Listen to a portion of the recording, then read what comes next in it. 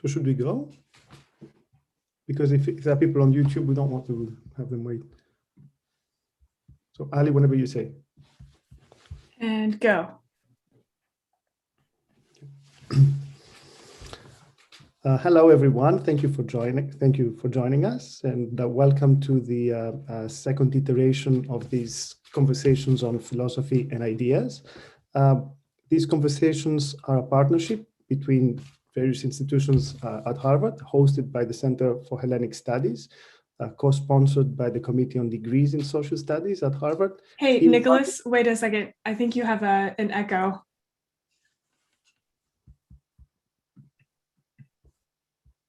Am I good? Ah, okay, I've got it. Sorry, go ahead. Okay, so it's a partnership between various institutions and centers at Harvard and the cultural services of the French embassy in the United States. Knights of Philosophy and Ideas are an institution that started in 2016 and has expanded throughout the world since then. Usually they happen in person, but this year they have to happen over Zoom because of the pandemic. The topic is always one for every institution that partners in this endeavor every year. And this year, of course, the topic is proximity. We have as a topic the one thing that we lack.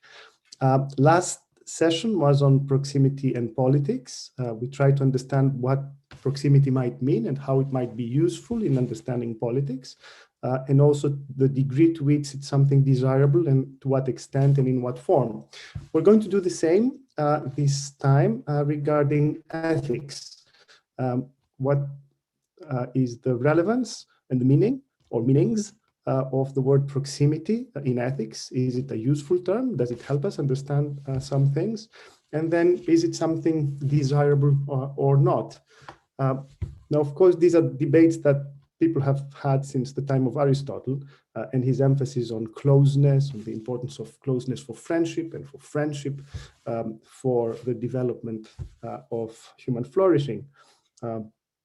Now, one aspect of what we mean, but not the only one, of what we mean by proximity when we talk about ethics is empathy as a form of closeness. Again, not the only one. And we all remember Obama, who famously called for more empathy in public life, more empathy in our lives as a way to become better citizens. Now, many of our guests, whom I'm going to introduce right now, have been critical of empathy. And many people have stressed that empathy might make us partial or might be a non-reliable, biased way of dealing with the world, or not a good way to motivate people to be better persons. We're going to discuss all these, but before that, I'm going to introduce the speakers. And before that, a few words about the rules. Our speakers will speak for 8 to 10 minutes each to develop the argument. That will be followed by 15 minutes of discussion amongst the panelists. And after that, we will have a Q&A session and overall general discussion with everyone. So if you have questions, please write them as early as you can in the Q&A so that then we can organize the discussion. Together with me, I'm Nicolas Prevelakis. I'm teaching in Committee of Degrees in Social Studies. I have a background in philosophy and sociology. And my first work, which is related to this panel, I guess, was on personhood and on the notion of the self. Together with me, moderating this panel, is Dimitri Halikias, who has a broad experience in organizing panels in political theory in particular, and who is a PhD candidate at Harvard, working, among other things, on Adam Smith, a very important thinker in understanding proximity and empathy in ethics. Now, our speakers, by order of appearance, first of all, my dear colleague and friend, Dr. Bonnie Talbert, who is a fellow lecturer in social studies at Harvard, and who did her PhD at Columbia University, has taught courses on existentialism, applied ethics, logic, history of modern philosophy, philosophy of psychology, and friendship, and who is teaching currently a course on altruism. Her work has focused on other minds. She's published such articles as Knowing Other People, a second-person framework, Screen Conversation, Technologically Mediated Interactions, and Knowledge of Other Minds. So she's a specialist of that. Now, after Dr. Talbert, we're going to hear Paul Bloom. Professor Bloom is Brooks and Susan Regan Professor of Psychology and Cognitive Science. He has PhD from MIT. His research explores how children and adults understand physical and social world, with a special focus on language, morality, religion, fiction, and art. He is the co-editor-in-chief of the journal Behavioral and Brain Sciences. He has had multiple honors and awards, which I'm not going to list, but most importantly, he is the author of many books that are directly relevant to this panel on psychologies, but recently, that is in 2016, a book entitled Against Empathy, The Case for Rational Compassion. And so you can see immediately where his intervention might go. After that, we're going to hear from Jessie Prinz, who is Distinguished Professor of Philosophy at the City University of New York. He is the author of multiple books, such as Finishing the Mind, Concepts and Their Perception Basis, or Gut Reactions, A Perceptual Theory of Emotion. But again, also the author of an article explicitly against empathy and against other things as well, and who is also hopefully going to expand on this theme today. He defends sentimentalism and also ethical relativism. And last but not least, Julia Wise, who is a practitioner and who is the main contact person for the effective altruism community in Boston. So hopefully Julia Wise will also talk to us about that and help us understand what effective altruism is as a community and also as a way of thinking. She serves on the board of GiveWell, writes about effective altruism regularly. She was president of Giving What We Can from 2017 to 2020.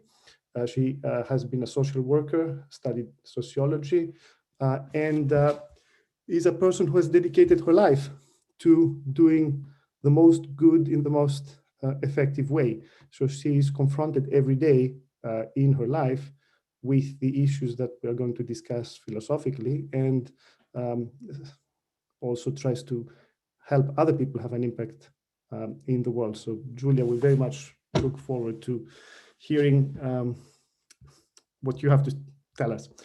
Without further ado, I'm going to give the floor to Dr. Talbert and remind you once more, if you have questions, please put them in the Q&A as early as you can so that Dimitri and I can look at them and organize the discussion effectively.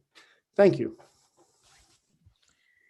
All right. Thank you. Thank you so much, Nicolas. And thank you to everybody that was involved in making this event possible. I know a lot of work goes into putting these together. And so I am extremely grateful to everyone. So thank you. I'm going to begin talking a little bit about empathy, especially because it's been in the news a lot lately. And a lot of people think that empathy is something that we need in order to sort of bridge gaps, or in order to sort of,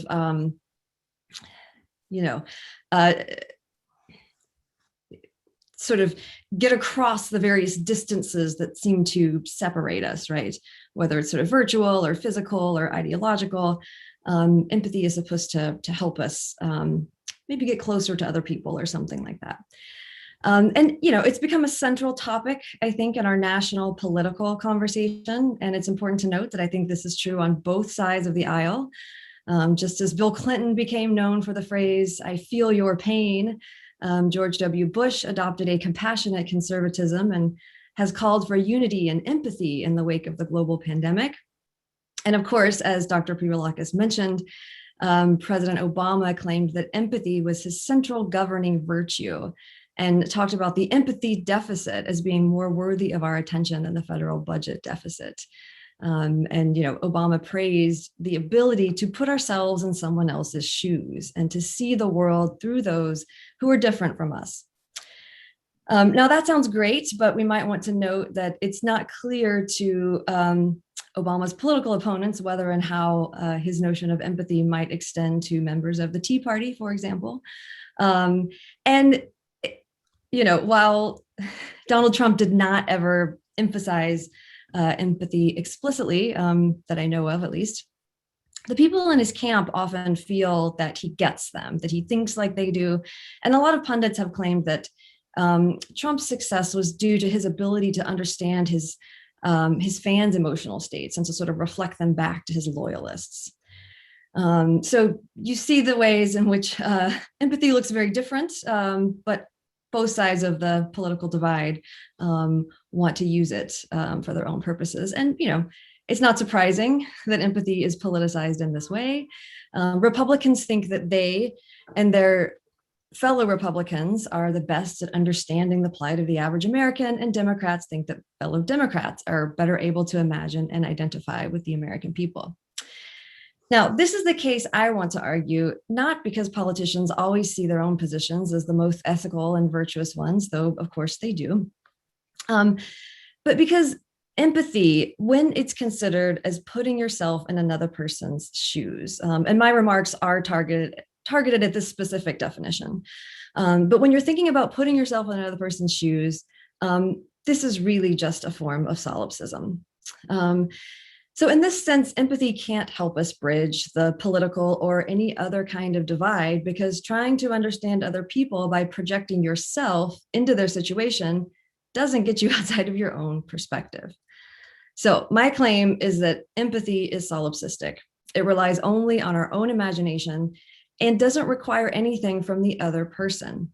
And I think this is a problem because we can't really claim to understand other people on our own.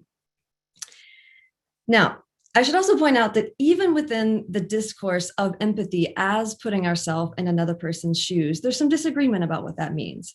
And it seems that there are two options, right? Either I imagine myself in another person's situation, or I sort of imagine myself as the other person, right? So in one sense, I'm still me, I'm just kind of in different surroundings or circumstances, or I can try to sort of imagine myself as someone else, as taking on someone else's beliefs and desires. So we can take an example. Let's say I'm trying to imagine Republican anger in response to a proposal for a tax hike. If I try to imagine myself in the position of a congressperson, say in Ted Cruz's position, confronting tax hikes, the hypothetical situation doesn't stir up anger in me unless I already have the belief that raising taxes is wrong. So just taking me, if I don't already get angry by that, and putting me in front of, proposal for a tax hike, it's not really going to stir up the same kind of feeling that I'm trying to imagine. Now, the second option involves a more complicated process of actually imagining myself as Ted Cruz. And unless I'm already really familiar with whatever it is that makes up Ted Cruz's political perspective, I'm required to imagine a set of beliefs and desires about which my knowledge is going to be significantly underdetermined.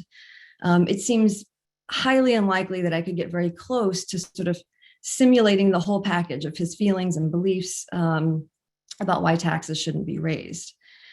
So trying to sort of take on another's beliefs and desires seems to ignore the fact that not only are a person's beliefs related to and informed by a person's own history and experiences, but their beliefs are also embedded in a broader social, political, and cultural environment. And it's difficult to imagine becoming Ted Cruz because I'd be trying to imagine myself in a very different social context that I don't know anything about, even though we are both from Texas.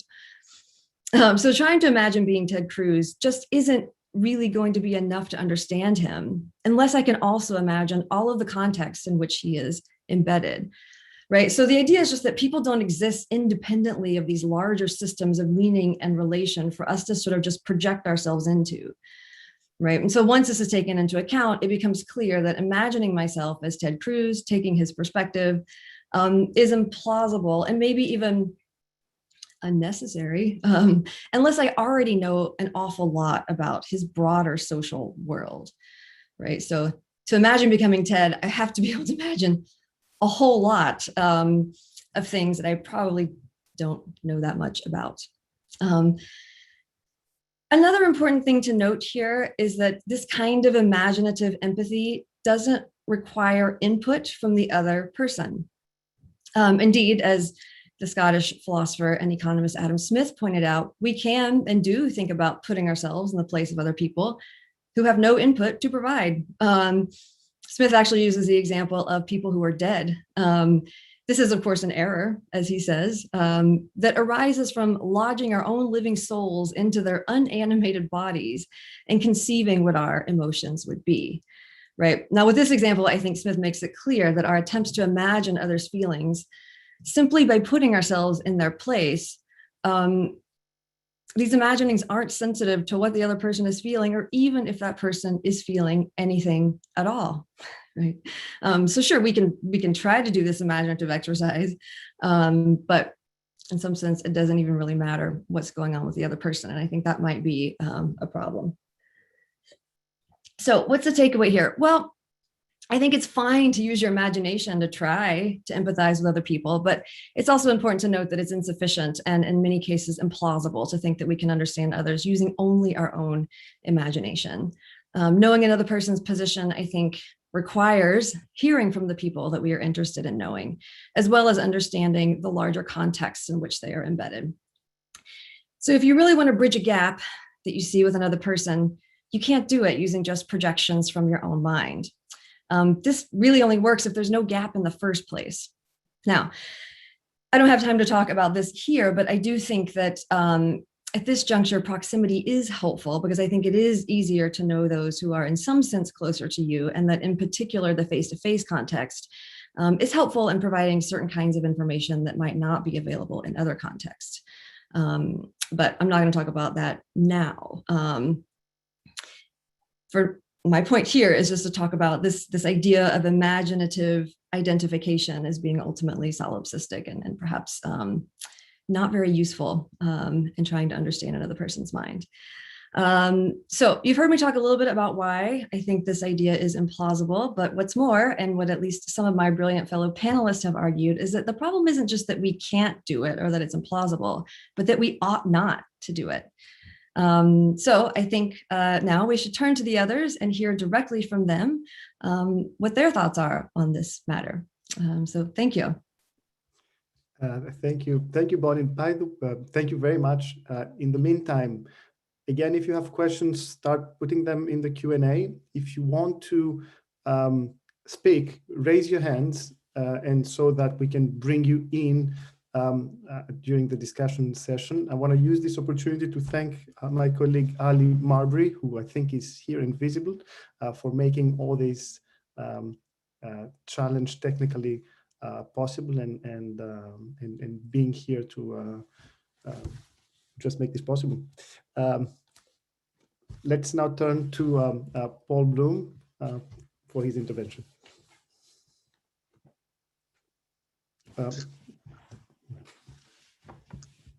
Thank you. Can people hear me? I could spend my whole session talking about how much I agree with Bonnie, but maybe that'll come up in the Q&A period. I'm very grateful to be part of this, and I'm not actually going to talk about empathy. I'm going to talk more generally. My research broadly concerns how people think about morality, both within specific communities and more universally, and how our intuitive thoughts and feelings might differ from a more reflective understanding. And proximity is really relevant when we think about these things. And as I want to talk about 3 puzzles that have occupied me as I've done my work. So the first is the very nature of proximity. It's clear we have a bias towards the close over the distance, over the distant. There's tons of experimental data on this, but I don't think you need a psychologist to tell you this. I live on Westminster Ave in Toronto, and what matters to me a lot is what else happens on Westminster Ave. Maybe a little bit Garden Street, Howard Park, but I care a lot less about what's happening where you all are at, and I care even less about distant places like Australia. And this is true both for my gut feelings. If I was to hear that a child died a few houses down, I might weep. But if I hear that a child dies in a faraway land, well, these things happen all the time. It's also true for my more considered obligations. Somebody 10 houses down comes by and asks me for help. Maybe I'm obliged to give help. But if I get a letter or a solicitation from somebody in Australia, a lot less so. So that's kind of a brute psychological fact I think nobody could doubt. The question that remains, though, is what kind of proximity is it? So it doesn't seem likely that proximity itself carries this, but rather, maybe a better theory is that it's proximity in a more abstract sense, is when we talk about close friends and close family. So, so it's no mystery from an evolutionary point of view why we might be drawn to our kin and to our friends, to members of our tribe. And maybe we care about the physically close just because it so happens that kin, friends, and tribe just tend to be physically close to us. And so it's not proximity per se in any literal sense. It's just, it's just other sort of different bonds. And I think that this is probably true. But I also think a case could be made that brute proximity, in addition to these separate considerations, might play a role. And I got this idea from a discussion by the philosopher Jeremy Waldron. And he's talking about a story of the Good Samaritan and a sort of intuitive power of the lesson it gives. So as a reminder, the Good Samaritan story begins with a lawyer asking Christ what he could do to inherit eternal life. And Christ says, love thy neighbor as thyself. And the lawyer says, but who's my lawyer? Who's my neighbor? And Christ gives a parable. Parable is a guy's walking down. He's mugged, he's wounded, he's stripped, and he's left by the side of the road. And here's the relevant passage. And by chance there came down a certain priest that way, and when he saw him, he passed by the other side. And likewise a Levite, when he was at that place, came and looked on him and passed by on the other side. But a certain Samaritan came across him, and then he helped. He bound up the guy's wounds, he gave him food, he brought him home. And Christ says, well, that was the good guy. That's what you should do. And Waldron points out the moral of the story, which is the moral of the story isn't that the Levite and the priest were messing up because they failed to be effective altruists. It's not that they messed up because they should be helping people in general and giving all their resources to people. It's that they looked at the man. They came in proximity to the man. They looked at him. And there's great emphasis in the story, and yet they did nothing. And Waldron concludes, never mind ethnicity, community, or traditional categories of neighborness. The point of the story is that the mere presence of the stranger makes him a neighbor and thereby worthy of love. And it's an open question, a puzzle, whether in addition to the bonds of kinship and friendship, this more direct notion of proximity plays a role in our psychological biases. Second puzzle is developmental. My day job is a developmental psychologist, and I study moral development. And there's a very common view about moral development that some people in this room may have. And it's summed up nicely by Thomas Hobbes. He says, man in the state of nature is naturally wicked. He is vicious because he does not know virtue.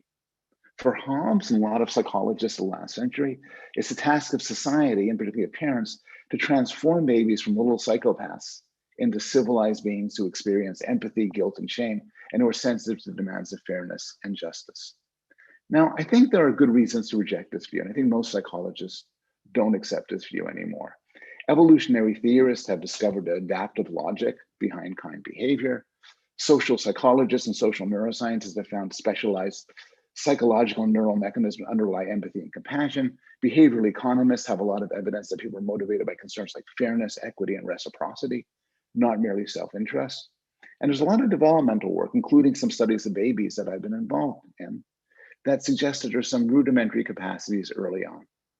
Now, the way I've always thought of this, and I wrote a book making this argument, Just Babies, is that the initial moral sense that babies possess is proximity governed.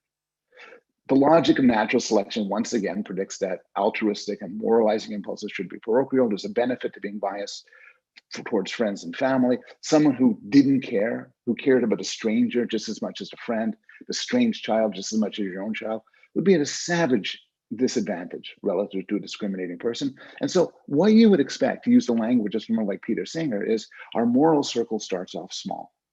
And then forces of culture and history and enlightenment and rationality cause it to expand.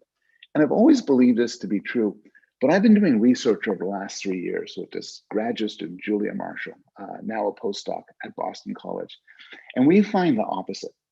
So we get these intuitions about obligations, and we study this in the United States, and in India, in Uganda, and elsewhere. And what we do is we often set up scenarios where somebody's in trouble. So a kid is hungry, and there's the kid's parent. We say, is the kid's parent obliged to help? And there's the kid's friend. Does the kid's friend have to help? And then there's a stranger. Does the stranger have to help? We also ask, are they mean for not helping? We ask in many different ways across many different experiments. And we find this for adults, there's actually some very interesting cross-cultural variation.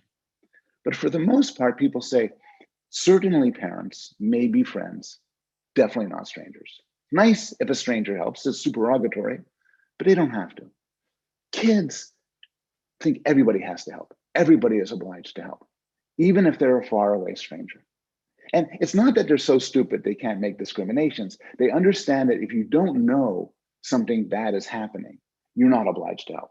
So they appreciate the distinction, but they just seem to start off with a big moral circle. And it is devastating to have been wrong for 5 years across at least one book. And I'm trying to make sense of how to sort of reconcile this, how to make sense of the apparent fact that me and a lot of other people might be getting it backwards. And a moral circle starts off big and then perhaps shrinks over time. Finally, we've been talking about proximity and relationships, close friends, close family, actually close in physical space. But what about time? What about temporal proximity? So just as we favor the close over the far, we also favor the near future over the distant future. This is true at an individual level. I care much more about my future self tomorrow than I care more about future Bloom 10 years from now. And it's also true at a societal level. There's a wonderful book, Stubborn Attachments, by the economist Tyler Cowen, who argues that our societies like ours deeply discount the future. Just like we pay too much attention to people close to us, we pay too much attention to the near future. And this is going to come, he argues, to bite us on the ass when it comes to global pandemics and climate change. I'm interested in a relationship then, both normatively and psychologically, between this time proximity bias and more understood spatial proximity biases. And one hypothesis is that to understand individual differences, because we all have differences here in how we think about this, that we can encapsulate in terms of a single psychological dial. So someone who is prone to a narrow focus of concern spatially, I just care about my neighbors, is also going to be the very same person who will focus on the near future, the temporally near. While somebody who has a broader moral perspective in space, I also care about strangers and people in faraway lands, should also have a more expansive view and care more about people in the near future. But that's a hypothesis that I'm left to be explored. Thanks.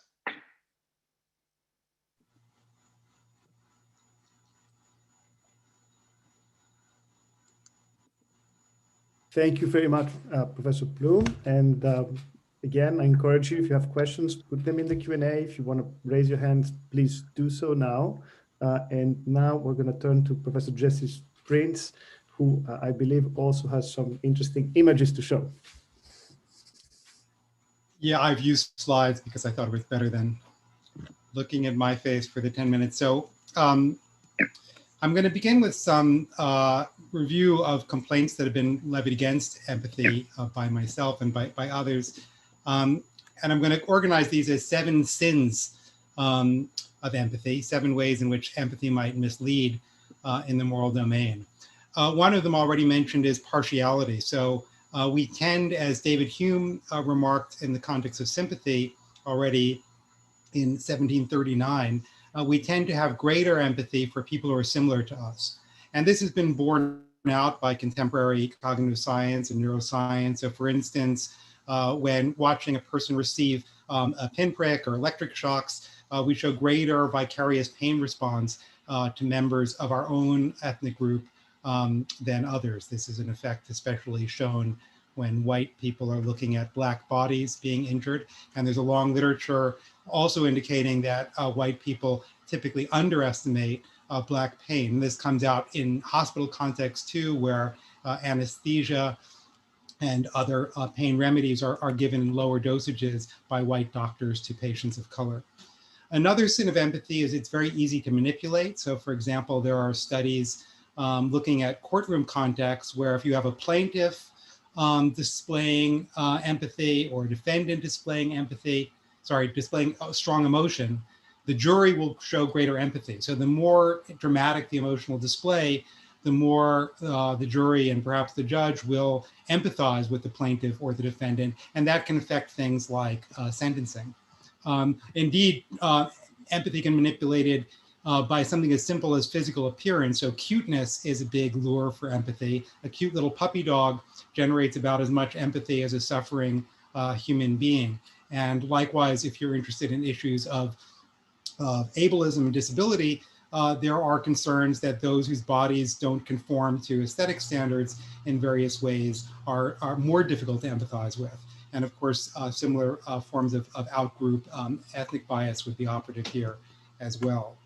A third sin of empathy is something that I think can be called display dependence. And what I mean by this is, if you think about how empathy operates, the characteristic trigger for an empathetic response is a display, an emotional expression that is perceived by the would-be empathizer. And it's upon seeing the suffering of another, it's upon seeing their distress that you begin to have a distress response of your own. But there are many moral contexts where seeing somebody suffering is simply not applicable. One just general consideration here is that a lot of the most pressing moral concerns consider matters of justice. So if you're creating public policy and you're trying to develop a rule that can be applied fairly and justly to your constituency, that's sort of at a level of abstraction where the relevant considerations can be, I think, worked out by just looking at the implications of the rule, whether it's fair, without having to imaginatively bring up would-be possible, potential, unknown, anonymous future sufferers. Likewise, there are cases, consider, say, consciousness raising during the second wave women's movement, where people engaged in liberation politics might think that there are willing victims, that is, people who are undergoing forms of oppression without having full insight into it. And they'll play an active role in helping people come to see through moral imagination their potential in a new and more open-ended way. But when they first knock on the door of somebody whose life has been delimited by an oppressive patriarchal gender norm, that person might resist. That person might say, I'm perfectly happy and perfectly content in my circumscribed life as it is. So you're not looking at somebody's display of misery at all. You're actually imagining that the situation is oppressive to them, even though they don't recognize that themselves. Or to make a more dramatic point, when we think about environmental devastation and climate change, we're often thinking about effects that will impact people who are in future generations. And to imagine those people is an imaginative exercise that is quite difficult. And I think without the present display of actual suffering, these future effects are very, very difficult to process in ways that will engage empathy. So if we want to motivate people to think about climate change, engaging empathy is probably not the most direct way to go. Various authors in the empathy debates have talked about what I'm referring to here as the fails of scale, which is to say empathy by its nature is dyadic. It's about two individuals, the empathizer and the empathizee. I see your suffering, I feel some kind of vicarious suffering as well, and develop a concern for your well-being. But a lot of the most pressing problems in the world involve scales of suffering that are beyond our imaginative capacity. So if you think about something like global poverty, you really can't go through the exercise of individually imagining each person who suffers from poverty. And there is a lot of empirical research. Paul Bloom has written about this, as have many others, looking at how if you try to get somebody to donate, presenting them with a single individual or a pair of individuals will usually be more effective at eliciting empathy, and as a result, more likely to result in a donation than if you present the statistics, if you present a larger group of people who are suffering. We become easily overwhelmed. So empathy isn't the best tool, mentally speaking, for dealing with problems of scale.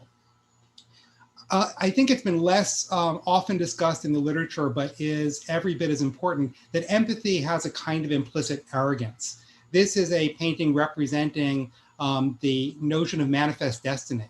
So when white European descended settlers came to the Americas, they felt that it was their destiny to expand westward, and it was thought of as a kind of civilizing mission.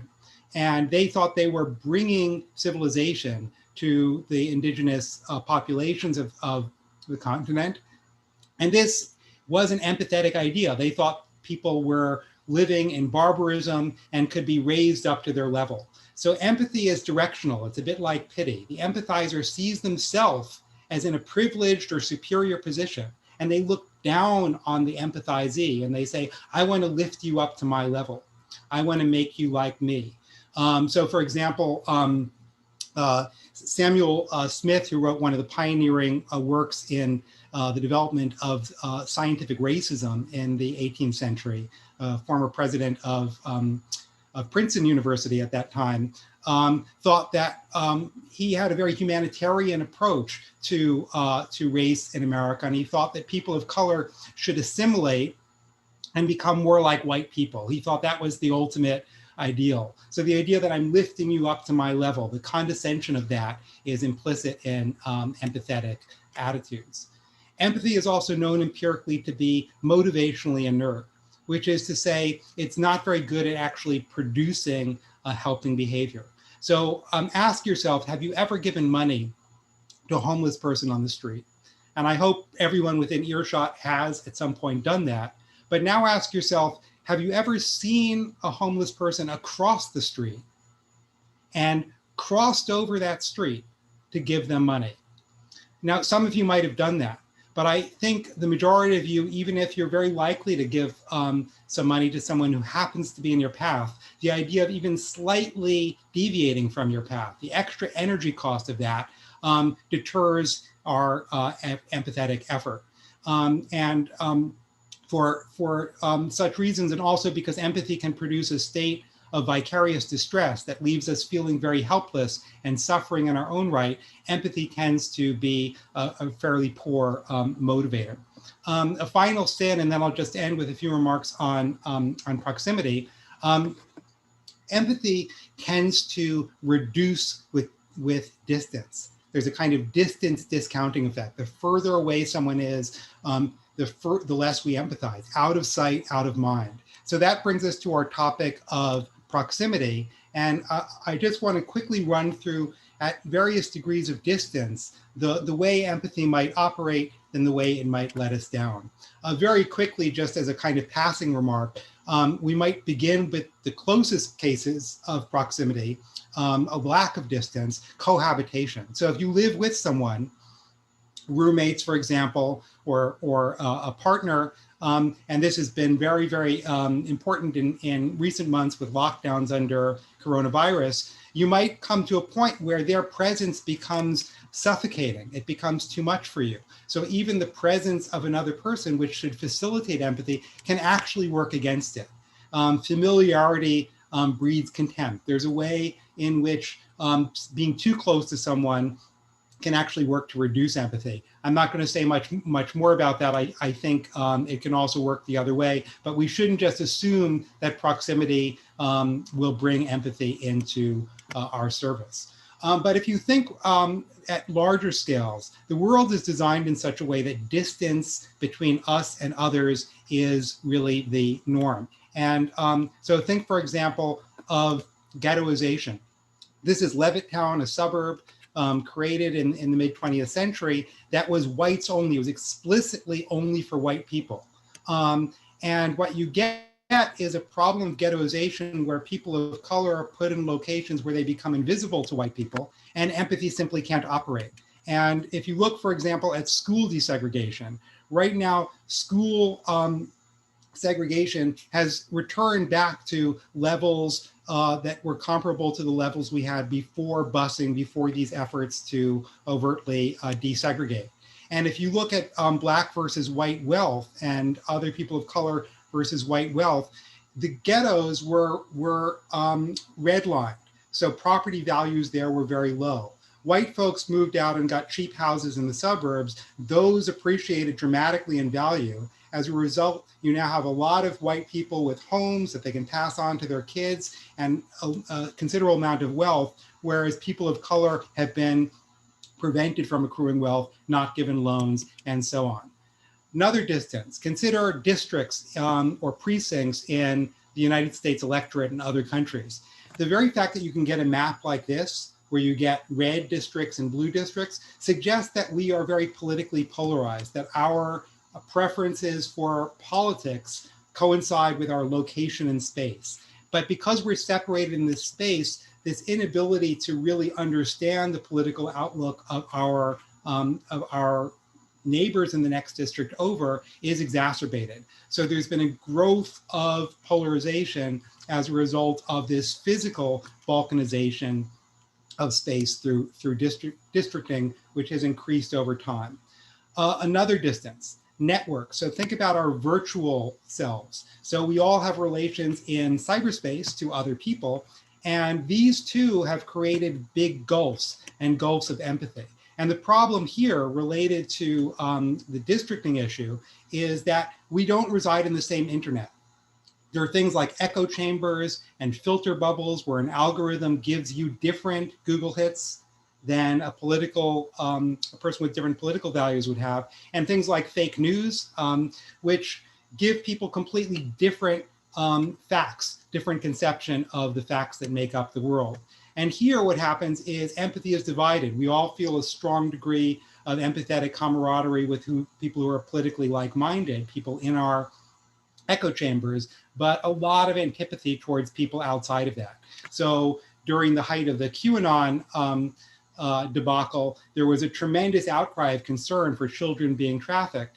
And that was being expressed by people on that side of the political divide. On the other side of the political divide, the killing of George Floyd and others had created a tremendous amount of public attention to the Black Lives Matter movement. So a lot of outpouring of concern or empathy on either side, but they're being channeled in different directions. And Google is doing this to us. So your Google searches will differ from the Google searches of somebody with different politics. And it's also filtered by economic interest. So your first pages of Google hits are going to be both expressing your values and expressing them by big corporate interests who are profiting off you tuning into their website because you have their values. Then maybe a bit further on, you'll get more of these one-off blogs that coincide with your biases. And later down the line, maybe if you get there, which you won't, you might be able to come across a hit that expresses values different from your own. This can be seen in all kinds of ways. When Chauvin was found guilty the other day, I did a screen capture of Fox News and of CNN. CNN shows Chauvin being carried away, giant verdict listed here, some other very liberal coded headlines like about gun violence, whereas Fox News has these thinly veiled racist headlines and a defiant looking Chauvin. Finally, we have distance at the scale of nations. So our nation versus other nations. And here there's a big literature and quite a lot of debate about the nature of foreign aid. We're pouring a lot of resources as governments and through NGOs into the so-called developing world or the global south, what used to be called the third world. Some of this, especially in the context of disaster relief, has been doing enormously positive things, but a lot of it is very destructive. And here the key problem is ignorance. Because we're so removed from these other countries that we're sending aid to, we don't really understand their needs. So we feel this outpouring of empathy, but it gets misapplied. So for example, by sending goods that are free, we're undermining local business. we're undermining motivation to develop economic independence. By sending goods that are lent in the form of loans, we're creating a kind of situation where there's a punitive interest rate that our loan recipients cannot pay back, and they become beholden to our interests. Sending goods of these kinds in loans or freebies has been associated with economic decline, with increased violence and other woes, and not typically with a systematic reduction in global poverty. We need to rethink this, and empathy is not the tool to do so. So let me end by suggesting what we might want as an alternative. As a first step, we should think in terms of justice or inequality. If we want to determine where our moral attention is needed, look for the inequalities around the world and in your community. That's where you should pay your moral attention. The second step is listening. Instead of the ethics of empathy, we need an ethics of listening. And we need to listen to those who are being poorly treated and ask them to tell us what their needs are. That's a much more important skill than feeling somebody else's pain. It's insulting to say to somebody who's oppressed, I can feel your pain. Guess what? You can't. And finally, once you've been instructed by those in need that they want your help and that the help you deliver should be delivered in a particular way, then you can unite with those individuals or those groups and experience an act of collective engagement that can be characterized under the rubric of solidarity. And I think solidarity is a much more useful concept in seeking global justice than the concept of empathy. And we need a psychology of solidarity to replace all of this fellow feeling that was foisted on us by these 18th century Scottish philosophers. I will end there. Merci, thank you all, and I look forward to the rest of the panel. Wow, thank you. Let's turn over to Julia Wise to tell us what you think, what worked, what yes, worked. So many of the things that I plan to cover have already been touched on by the other speakers, so it seems we're thinking along some of the same lines. So I'm the only one here who's not an academic. As you said, I'm a social worker by background. I've been active in the effective altruism community for about a decade, which is roughly how long it's been around. It's a pretty young group. And it really comes out of these questions around, if we want to help others, how do we find the best opportunities to do that? How can we use evidence and reason to do a better job? And one of the kind of examples that was very influential to kind of the roots of effective altruism was this essay by Peter Singer that gave an example of, it's often called the shallow pond sort of situation. If you're walking past a pond, it's shallow, and there's a young child who's struggling and clearly about to drown. Would you wade in to pull them out and save them from drowning, even though you're wearing a nice suit and a new pair of shoes, and they'll be ruined by the muddy water, which will cost you a few $100s? Well, almost everyone would say yes. It would be kind of appalling to just walk past a child who you might easily save, even if it costs you some money or a little inconvenience. And then he expands it to say, well, if you would do it for someone who you were walking right past, at the time he wrote this in the 70s, there was a famine going on in Bangladesh. And he says, if you could, spend a few $100s on food aid, that might save a life there, which is, an empirical question that later has been questioned. But if that's the assumption, is it any different really, given that the child who is about to die for lack of your help is far away rather than right next to you? And he says, it's not morally important. The distance is not what really matters. And our ability to help another person at an insignificant cost to ourselves, or something that at least is not truly important as a cost to ourselves, that it's the right thing to do and that we all ought to be doing more of it. So I think a lot of people heard that and, made them think a bit, but didn't really take off in a practical way until sort of the internet led to more people who, were particularly struck with this example, and other thinking like this to kind of connect and start taking practical action, such as pledging a percentage of one's income to effective charities, which is one of the kind of early things in the effective altruism community that people started coming together around.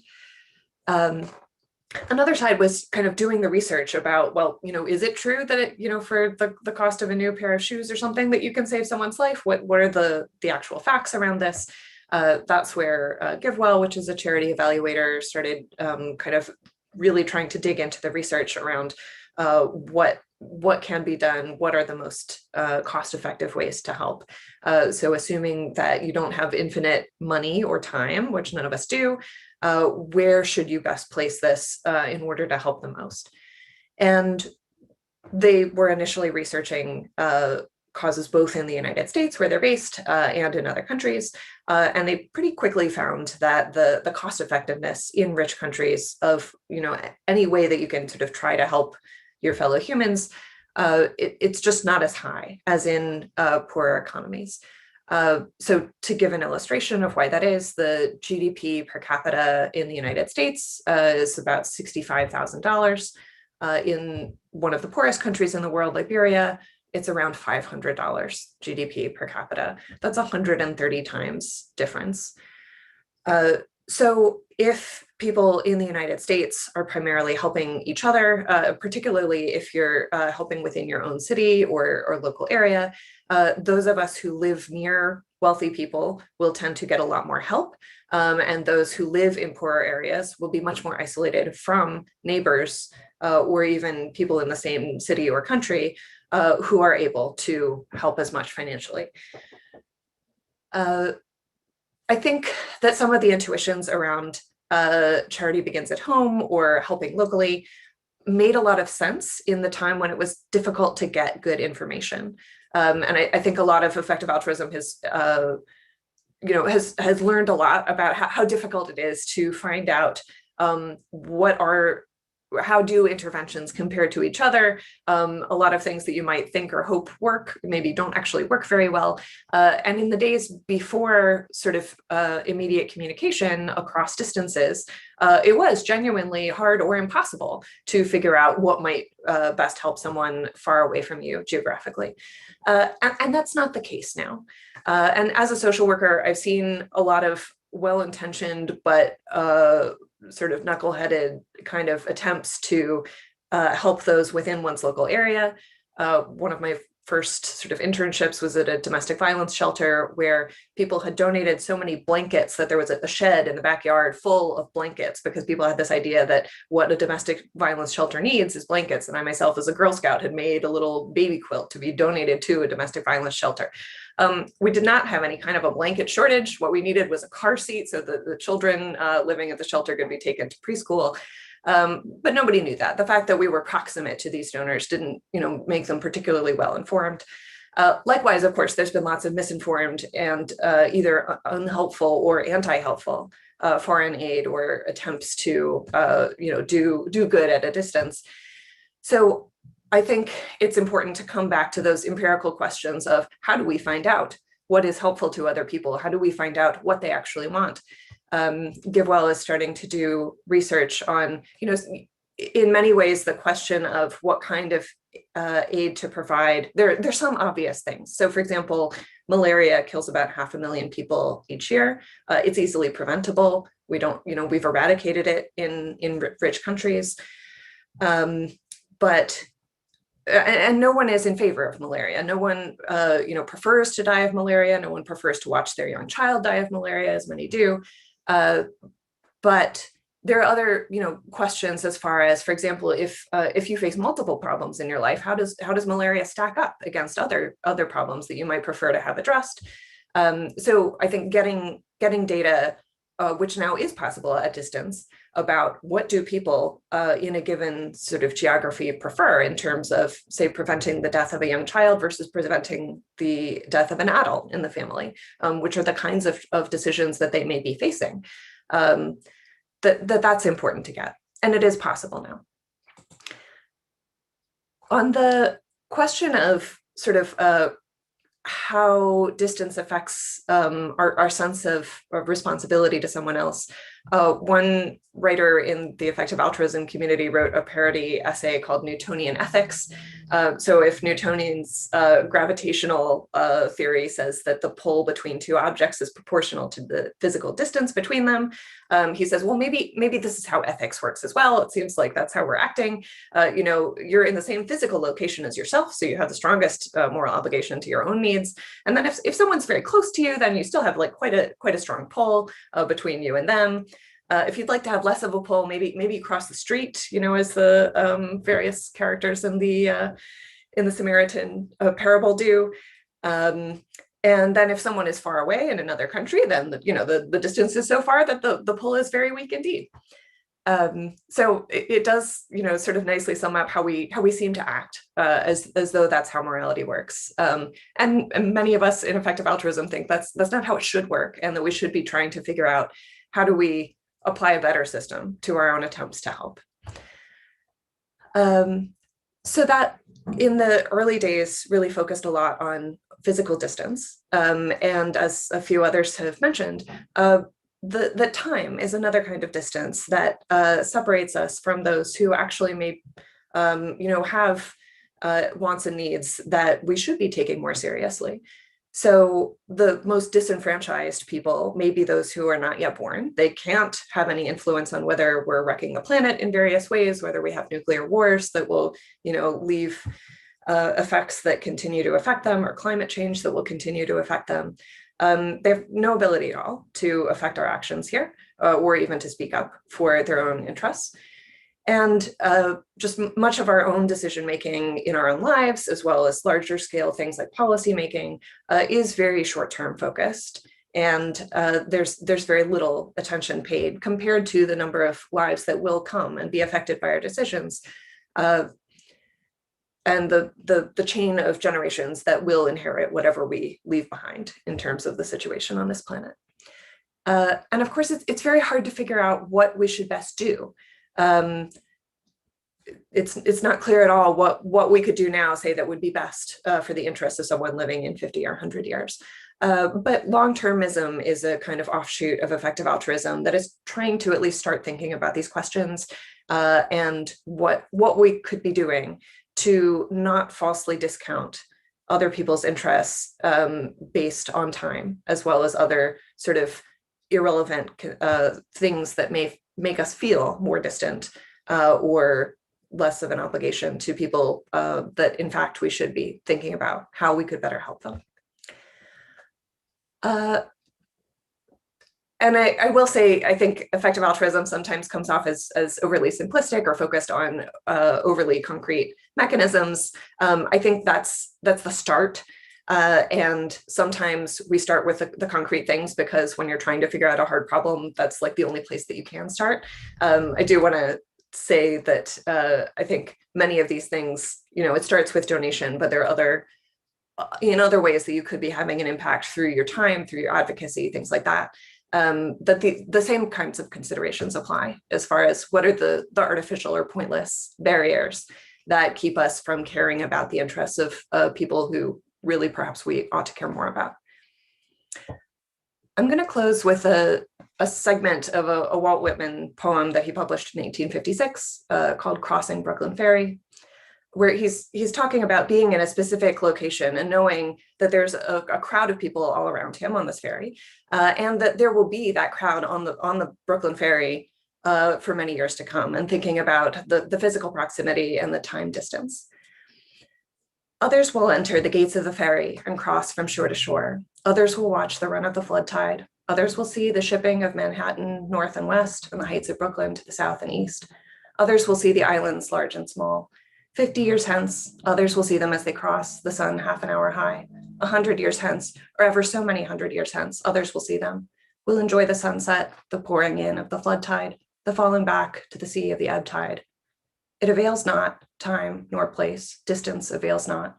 I am with you, you men and women of a generation, or ever so many generations hence. Just as you feel when you look on the river and sky, so I felt. Who knows, for all the distance, but that I am as good as looking at you now, for all you cannot see me. I'll close there. Thank you, Julia, and everyone. A couple of quick comments, and then I'll open the discussion to the panel. It seems that, you know, I remember when reading Adam Smith, one of the things he talks about is the pleasure of mutual sympathy. And, you know, I've always thought that this was an admirable virtue, but now it looks like it's more of a guilty pleasure. Now, I want to touch upon just a couple of things. One, which I think was present in many interventions, is the epistemic question, that is empathy or sympathy, and we can talk about the distinction there, as a bad way of knowing.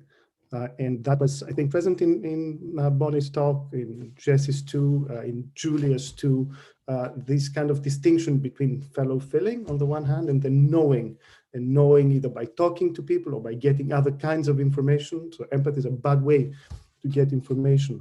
That's one thing. Maybe we could explore this a little bit more. And also that distinction between empathy, sometimes understood as feeling for, and then sympathy as simulation, right, as Bonnie said, trying to get into the other person's shoes to imagine how that person feels with all the mistakes that this entails. And in that knowing, I understand that some of you, especially Bonnie, I suspect, seems to think that proximity does matter and can help. And then Jessie, I think, radically said, well, and Julia perhaps, that this might not be the case. So I'd like to maybe explore this a little bit more.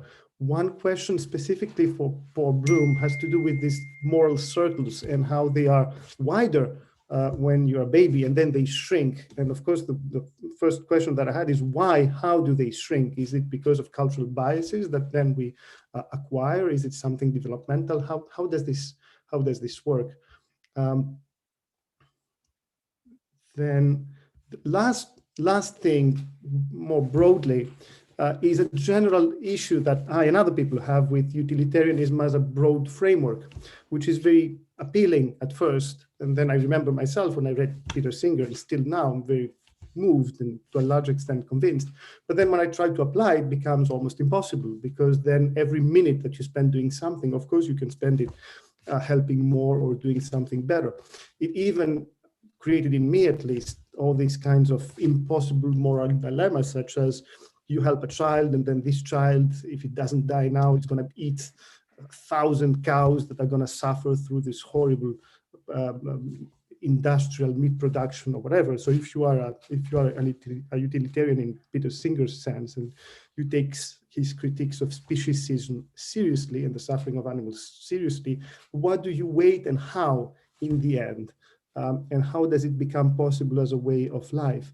And the last one is, what do you lose? I remember one colleague of mine telling me the following story, asking the students when talking about capitalism, who would be a more moral person? Mother Teresa, at least in the stereotypical understanding of Mother Teresa that we traditionally have, or a person who has a very expensive credit card, buys a lot of stuff for his own pleasure, and then through some weird trickle-down effect, just spreads wealth to more kids in Africa.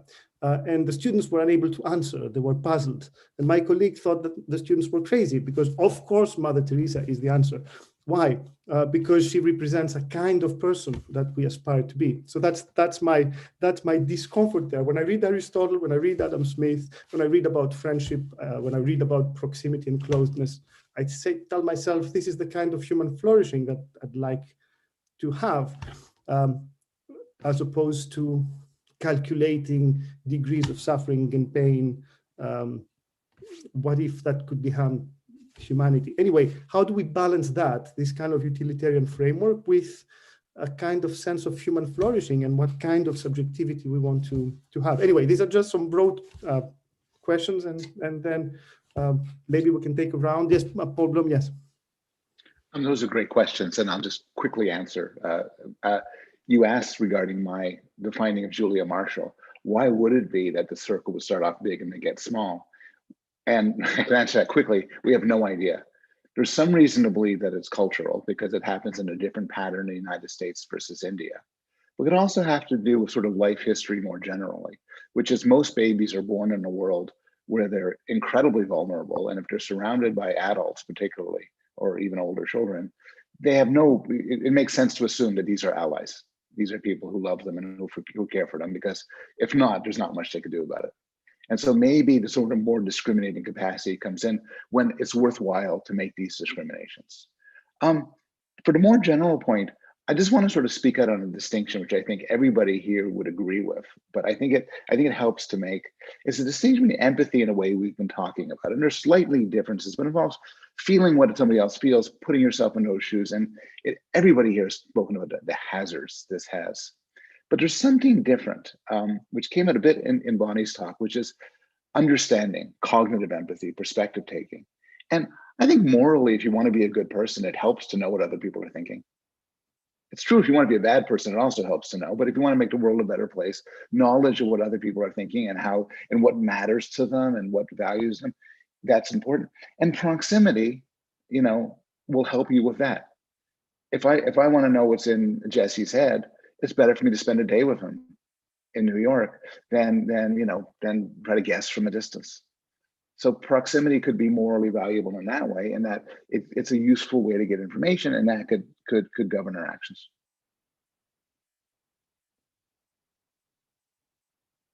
Terminologically, I'm bothered by this move to cognitive empathy, because I think it's basically a desperate attempt to save empathy. Everyone agrees that knowledge of suffering and understanding the sources of suffering is morally important. To label that empathy is just an abuse of the language. I don't think there's any particular reason to call that empathy. So I think it's a theory-saving move. Just a quick on Adam Smith. I mean, he does think of empathy as a pleasure, and it's because he thinks that empathy is mostly directed to your peers in a kind of capitalist economy. He says of the beggar, we despise the beggar. He says we cannot sincerely empathize with the beggar. He thinks people who are poor, we basically look at with derision and blame. We see them either as so pathetic that they ended up in this situation because they're incapable of doing better, or because they made stupid choices for which they deserve to suffer. So he had a very contemptuous view of poverty. And I think that's revealing. I think if you look at how empathy emerges historically in these Scottish thinkers, I mean, that line about the beggar was basically plagiarized by the father, one of the two fathers of consequentialism, Jeremy Bentham. And Jeremy Bentham thought what we should do with the poor is round them up, physically force them into incarceration, and make them work off their debt in poorhouses. The other father of utilitarianism or consequentialism, John Stuart Mill, spent the majority of his working career working for the East India Company, personally involved in the development of British imperialism. So these are not particularly appealing people, and I don't think it's accidental. I think their deployment of some of these moral concepts is consistent with some of the darker aspects of their moral projects, the condescension that's involved there.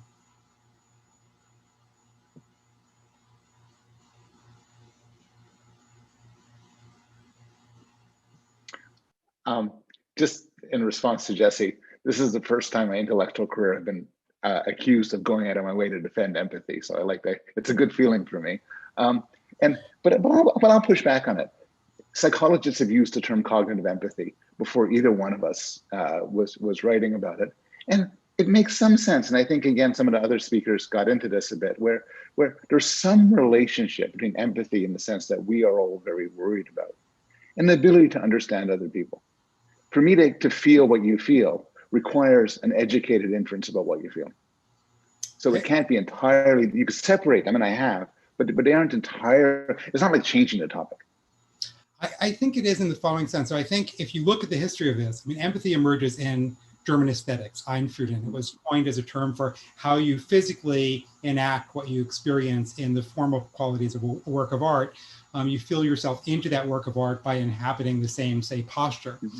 And in the early 20th century, you see some applications of that idea in developmental psychology, mostly sort of schoolyard ethics kind of stuff. But in mid-century, where it gets used is mostly in corporate psychology. And the idea is that an empathetic leader, a manager of a business, is more effective basically because they're able to control the workers more. And the other place where it's used is in the context of the psychology of delinquency. So in the 1950s, you see a growing literature that's trying to suggest that some people are incapable of empathy and that they need to be controlled. They need to be institutionalized, and you get the social construction, the concept of the delinquent.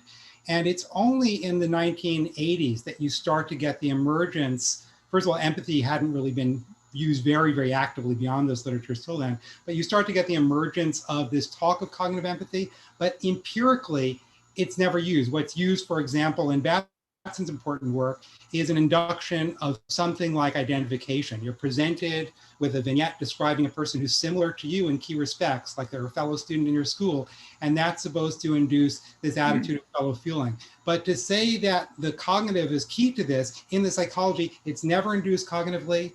It's induced by this similarity heuristic, and it's never measured. So I think it's really post hoc to suggest that cognitive empathy is a key explanatory construct in any of the empirical work I've ever seen on empathy, and didn't really emerge as a theoretical tool until empathy was already heavily contested.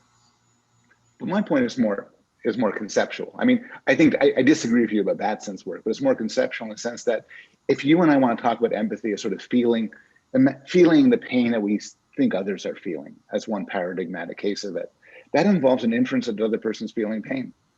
The early versions thought it was done by magic. They never had a cognitive theory of how you infer the pain or beliefs of others. They just simply kind of flew into your body. But now we know better. It's a complicated inference. I agree with everything else you say about it. But when done successfully, which it can be done, it does require that degree of inference. Yes. Well, I think we come to a point of total agreement. Cognition is key to putting yourself in these mental states. But I think, and very importantly, not vice versa. You could really understand what goes on in somebody's head, understand their pain, and get a kick out of it. Don't feel it all yourself, delight in it. And some versions of psychopathy might be best described that way. Bonnie or Julia have something? Well, I have lots of things to say. I think this is incredibly interesting. I think that's right. I think that, understanding another person's, whatever their mental state is, and having it yourself are two different things. And I think too frequently they get treated as if they're the same thing. And this happens a lot, I think, in the sort of mirror neuron literature, right?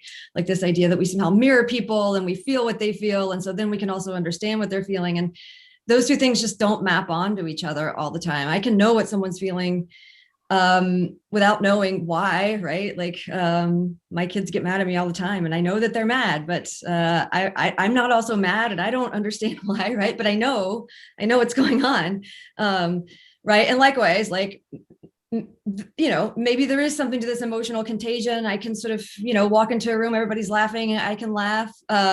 So I can feel the same happiness or laughter, but, doesn't mean I'm cognitively understanding anything about it. So I think I do like the sort of being specific about what we mean and sort of separating understanding another person versus feeling the same thing, because as these examples show, it's so those two things don't map onto each other. And my only hint as sort of why proximity might matter are because there are these situations of something like joint perception, perhaps with other people, where in a face-to-face context, you can sort of triangulate some of your perceptions with theirs. And so I do think that there may be situations where being in close proximity to another person and like literally being able to say, like, do you see this? And then, the other person's gonna say, yes, I can see this. And they can sort of confirm or redirect whatever it is that you think that they're seeing, right? That can at least serve as a model or an example, or maybe just a heuristic about how we might think of ways to get closer to thinking what other people are thinking, and being able to share their perspective in some sense, right? Again, there are lots of obvious limitations that have been brought up here.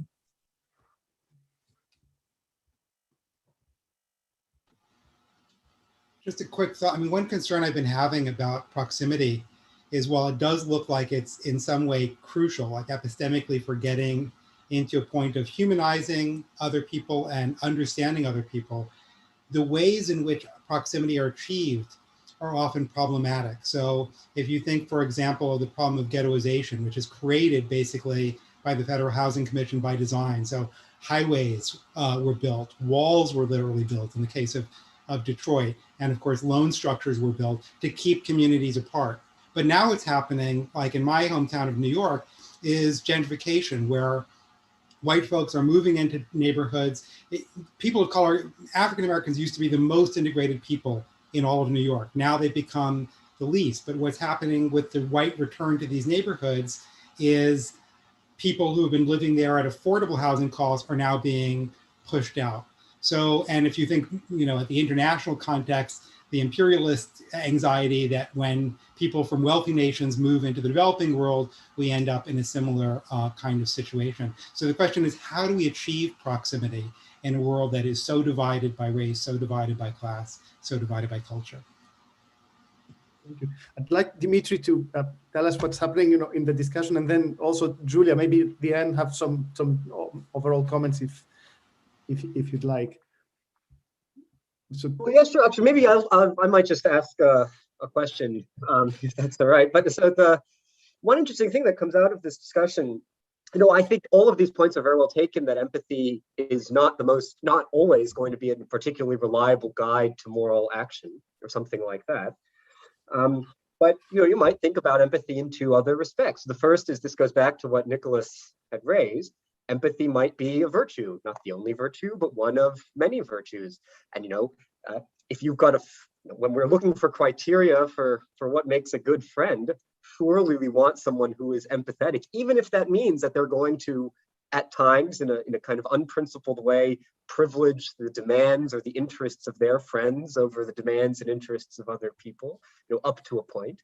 So, you know, the empathy defender might say something like, look, yeah, all these are problems, but whoever said that empathy was supposed to be action guiding in the way that you all say? We're talking about what makes for a good person, and we want people to be empathetic. So that's one thing someone might say. And then the second thing you might think is, you know, again, empathy, all of the objections that have been canvassed to empathy of the sort, not all, I should say, many of them, they're really not about empathy per se. They're about biases that come with our sentimental reactions in general. Right, so it's about pity. It's about pathos writ large, not empathy per se. And so the thing you might say about that is, well, empathy then is supposed to be our point of departure in moral reasoning. It's not supposed to be the be-all, end-all. It provides the raw data, you might think, in some way, which is then thrown into some complicated program of philosophical refinement into maxims or principles. But Bonnie you raised an issue that was slightly different about what's wrong with empathy, both as a virtue and as a point of departure. And that was that it's solipsistic, which means that we should maybe reject the raw data itself, and maybe we should not think of it as a virtue, because I mean, solipsism usually has a negative connotation in those respects. But you might also think, you know, whatever your considered judgments about morality, if you want to get people up and have them move and do things, you're going to have to appeal on some level to raw sentimental reaction, warts and all, even with all of these biases. And so the right question is, I suppose the question is, how far down do we want to go in kicking out moral intuitions that come from these empathetic, sentimental responses? So sorry, that's just a lot. And then there are some other questions, but I don't know if you want to have any reactions or.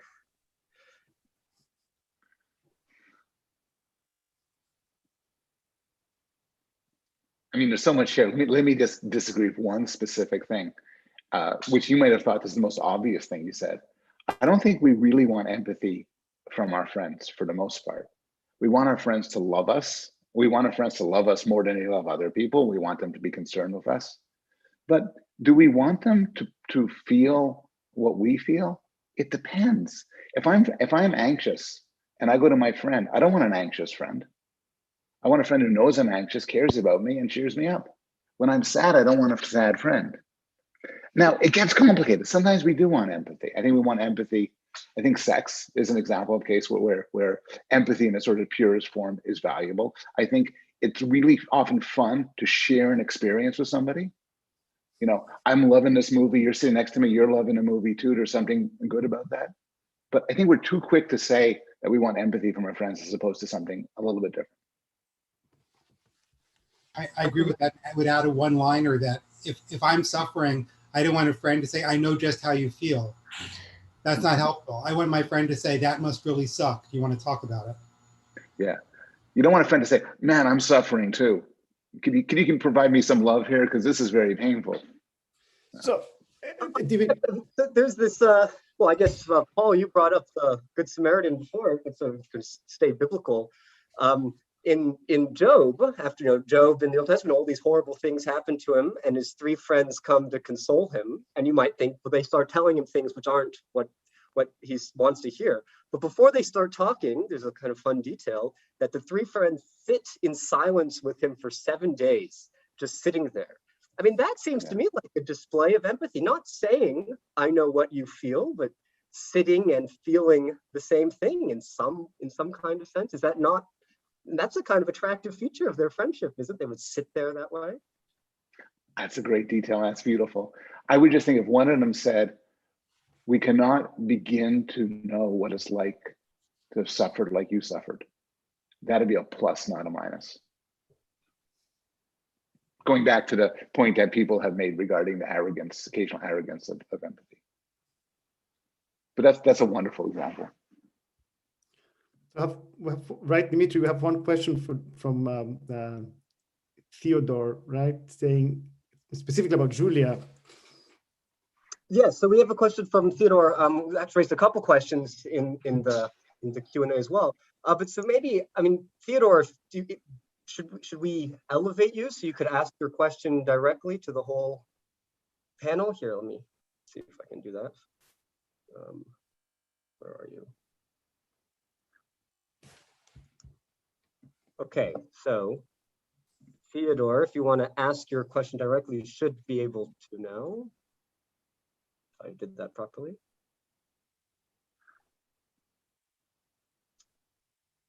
Thank you. Most recently, I was going to respond to Paul's question about we don't want our friends to feel what we're feeling. I was going to ask, isn't Julia's points a question of how empathy mobilizes us? You know, we may feel what each other feels, but then how we react to those feelings is the thing that comes into question. And so I'll let Julia respond to that. I have a couple thoughts on sort of the mobilization, or what do our thoughts and feelings lead us to actually do in terms of action. One is kind of regarding Nicolas's point about, if you agree with this drowning child, example or something, but then a whole famine worth of children in Bangladesh is sort of beyond one's capacity. You can't address that whole problem. And so even if you feel motivated based on, say, this one example or the parallel of like, well, if I feel obliged to or compelled to save this one child, or help this person who's near me, what does that mean about my obligations to other people, of whom there are many more? And maybe my guess is to Paul's sort of dilemma about why is it the young children believe that everyone near you should help, regardless of their relationship to you. Young children know many fewer people. They don't have a sense of the scale of, just how many people there are out there who might need help. And I think as you get older and understand that scale and how unstoppable it is, then the question of, well, where do I personally stop, becomes much more important. And then maybe it turns into the question of, well, where do I start? Maybe it's too frightening or too overwhelming to start thinking about how do I address a problem of huge scale and the huge numbers of people who might want or need my help. And I think that coming up with, in some sense, artificial systems or arbitrary systems, one example of which is donating 10% of one's income, which is something that a fair number of us in effective altruism do. we might pick a different percentage, is one way of addressing that question of, I can't possibly help everyone who needs me to take action for them. But based on this sort of wish that I could do it, or a sense that one should do something, even if you can't do it all, that picking some kind of action to take that is both significant and not completely overwhelming to you is the way to go, rather than sort of giving up in the first place and saying, like, I can't possibly solve this famine, for example. So why try?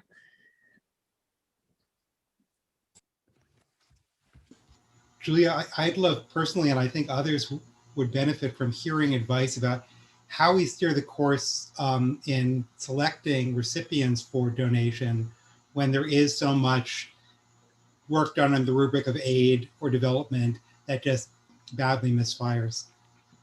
Yeah, so I think I'd certainly suggest looking at the work of GiveWell, which is a charity evaluator that's looked at this quite a bit. One of the kind of tools that tends to be used in this community is sort of a three-part framework about the scale of the problem, the neglectedness of it, how much attention or resources is it already getting, and sort of tractability, or how easy is it to make progress. So some problems are much harder to address than others. And so you have some problems that might be, very important, say like preventing nuclear war, but it's very hard to see, how to make concrete progress on that. But maybe it's still worth trying. Some other problems, like say providing nets that prevent people from getting sick with malaria, is much more tractable. We know how to do that. It's a large scale, but maybe it's not having the kind of systemic, long-term change that you would want to have. So I think that's one way of kind of comparing things. I think there's an article whose author I'm forgetting, called something about the non-controversialness of sort of public health type aid. So I think a lot of the kinds of aid that you mentioned in terms of dumping agricultural sort of stockpiles on other countries, or providing a bunch of loans or other kind of things that end up sort of crippling an economy, are rightly controversial, and criticized. And some of the public health projects, such as, fortification of foods with micronutrients, or, providing basic public health sort of tools, such as anti-malarial either medications or bed nets, are much less controversial, in that it's much harder to find the downsides. There still may be downsides, but some interventions do seem to be like much more robustly positive than others.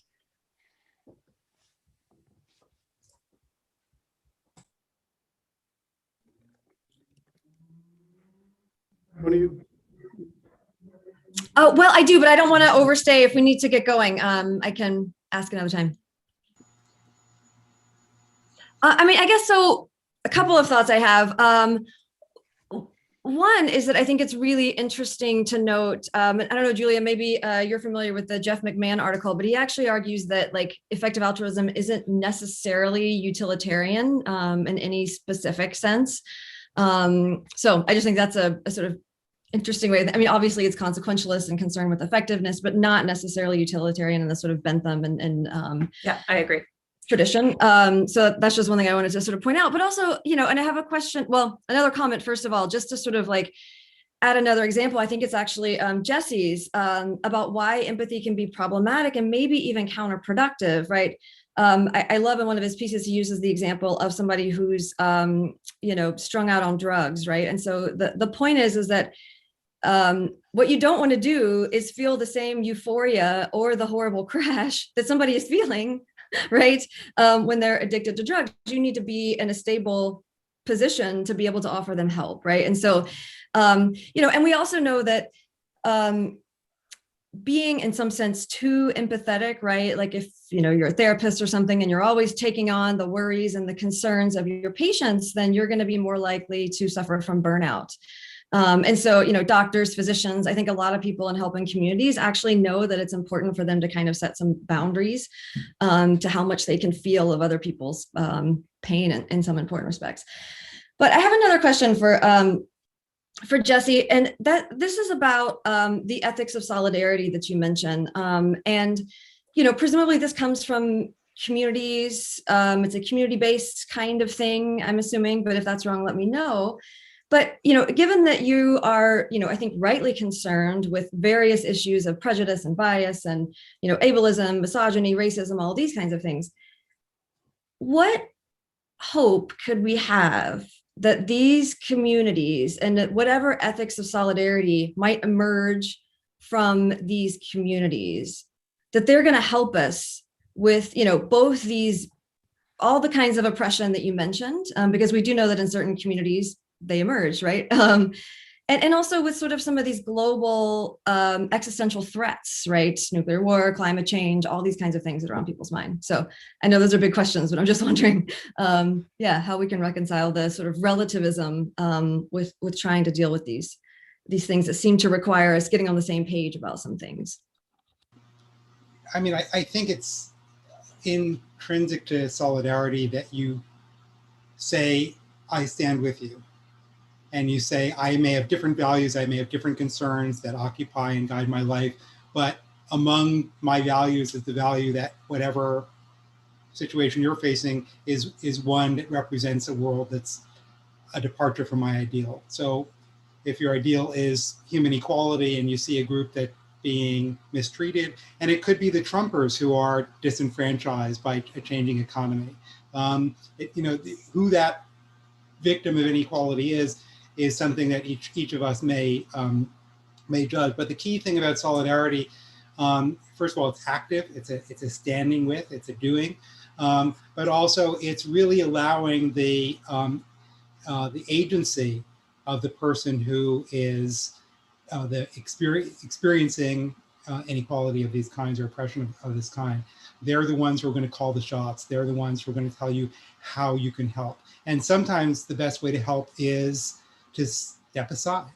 Look how white we are, this panel, and our colleagues, and our universities, and often our student bodies, and our neighborhoods, and our politicians.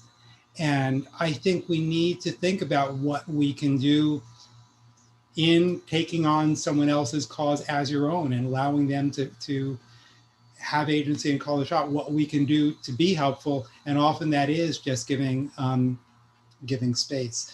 With respect to relativism, I think lines of solidarity often come from a shared experience of oppression. My grandfather was a rabbi in Berlin under Hitler, and he worked with Martin Luther King, and he was involved in organizing the March in Washington. And he said there, we have experienced oppression. It's not the oppression you experience, but to come as a refugee to the United States from Hitler's Germany and see the inequalities that reign and continue to reign here is not acceptable. We want to serve as the lieutenants, put us to work, tell us what we can do. So there's a shared struggle. If you I went to a Black Lives Matter protest here, and the organizer said, first thing, if you are transphobic, leave right now. We stand or fall together. You cannot stand here for equality and this cause if you don't stand for equality in all causes. And I do think solidarity doesn't require a shared issue, a shared form of oppression, but a shared recognition that where oppression is allowed to reign through whatever it is, say capitalism, there are going to be multiple groups who are affected. And we all share as members of those groups a personal interest in fighting together to remove the instruments of that oppression.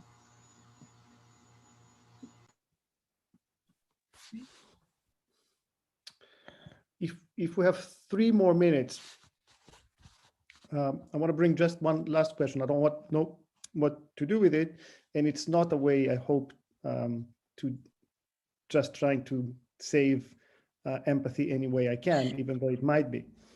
But going back to what Dimitri was saying about to what extent we might want empathy for other reasons, and we might want people to be empathetic. I personally very often have felt that when people can understand and feel what I feel, it makes me validated. But most importantly, since the time when I was a kid, I remember being told and read widely, these are gendered categories. It's men who are rational and women who want to experience empathy and be understood and all that stuff.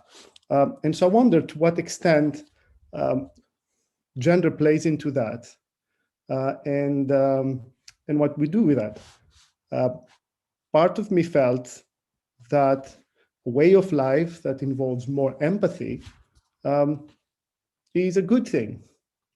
And I felt upset with this kind of gendering of categories and the adoption of categories. But many women in my life would adopted the category of empathetic, many men the category of rational. What do we do with that? Jessie, when you talked about not wanting to be understood, it reminded me of this book, but I don't even remember what this book is about. Women are from Mars, women are from Venus, men are from Mars. It was, the typical talk 10 years ago. What do we do with this kind of gendering of these categories? Is it of any relevance or not? I think it's irrelevant. I mean, I think it's a form of patriarchy.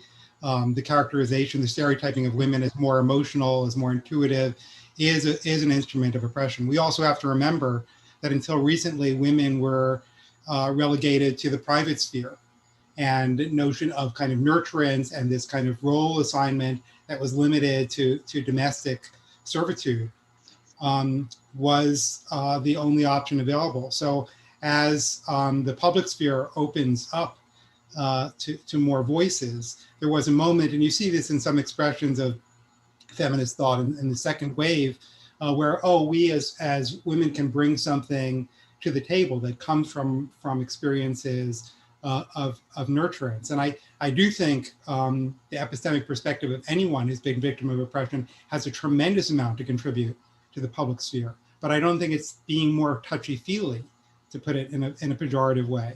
I think it's actually the experience of oppression. It's knowing what it's like to have your future narrowed in ways by external sources. So when you broaden politics to voices, there's this Ruth Bader Ginsburg quote that's repeated all the time: when will there be enough women on the court? And her answer is when there are 9, of course. And I agree with that. I mean, I think not because women are naturally more empathetic, that's a form of discrimination, but because women have experienced various forms of oppression in ways that give them knowledge that can serve us all. I kind of agree. I come at it from a bit of a different direction, but I agree with Jessie. I think the response to your concern is give up the gendered stereotypes. It could have turned out to be that women are more empathic than men. There's some slight evidence for a slight difference. You could imagine it's possible. I think there's interesting psychological differences between men and women, some due to natural selection. It could have worked out that way. It just doesn't seem to be empirically true. And I sometimes get when I write a lot about it, I say empathy is bad, rationality is good. And the response I like the least is when somebody says, that's a white man's perspective. Rationality is for white people, don't you understand? Always told to me by another white person. And when you attack empathy, you attack women's ways of thinking, feelings, and everything like that. How can you be so anti-woman? And I find that, I know in some wave that was used to be okay. I'm an alarmingly racist and sexist. I think rationality is an inheritance of all humans. And you're right, there is the stereotype that women are empathic, men are rational. I think we just reject the stereotype. We also tend to reject female anger, and that is a serious problem. So the stereotype of women empathetic and not angry is done. But we're white men, we should probably step aside and let other voices in on this question. As long as we acknowledge other voices may not necessarily think differently from us, just by dint of having different race or different gender. Absolutely. I mean, I think that it's important that men are feminists. I think it's important that they are able to understand why these stereotypes are problematic. So I don't have anything to say that's all that different. You know, I don't want to make it seem as if like anybody is saying that it's not good to be a sensitive, caring, thoughtful, compassionate human being, right? That's certainly not the claim that anybody here is making, right? It's just that the way in which we try to exercise empathy and way in which people rely on their own imaginations and all of the prejudices and biases that come with it, that's the real sort of problem, right? But paying attention to other people and listening and caring and doing something, you know, to me, it doesn't matter. Those aren't gendered, right? And I think we can all sort of promote those values and sort of say that those are the actions that we want to value. I mean, I do have one other question, I think, for Jessie, and that's if everybody can fight oppression, and if this is part of the ethic of solidarity, how is that relativist, right? Because aren't you making a kind of objective claim for anti-oppression? To me, it's self-defense. So as a relativist, if somebody is stepping on my foot, I can push them off my foot. And if I feel my way of life or my battle, or even what the world I want to inhabit, if I want to inhabit a world where people are not oppressed, then fighting for that is in my interest. It's realizing what I would hope for. For me, what relativism mostly leads me to, politically speaking, is a kind of appreciation of the importance of locality. So I think the American so-called Liberal Party, Democratic Party, has tended to think, oh, we're the big government party. And then we have the libertarians who are very right-wing in America. But I think there are problems with that division of the political landscape. And so far as, you know, if you think about big public government programs, they've done some good, but go back to Brown versus the Board of Education. You know, there was this desegregation effort brought on by government, but government created segregation in the first place. And when they ruled by law that segregation was no longer legal, it didn't actually work. We still have it. So our trust in big government, I think, should be limited. And I think our confidence that conversation partners and community building at the local level are going to share our values, work with us, find ways to coexist even when our values disagree. To me, that's a much more secure, much more just way to develop a society. And I think that is at the core of what relativism dictates. It says, don't try to find the universal values that you can imperialistically spread across your country, which is a very large unit, or the globe, even worse. You know, think about Napoleonic Wars, trying to spread liberalism by force, or, you know, some foreign interventions in the United States. I think those projects are doomed to fail, and I think they're doomed to fail in part because the presumptive universality of the rules that are spread is problematic. And we need to relativize everywhere. We were just talking about women and empathy. Which women? You know, white women, wealthy women, able-bodied women, cis women. I think locality in all of our thinking, particularity in all of our thinking, will help us in the moral domain. And thinking along particularist lines is not about finding the universal. It's just the opposite. Yeah, it's interesting. Oh, go ahead. Sorry. Please.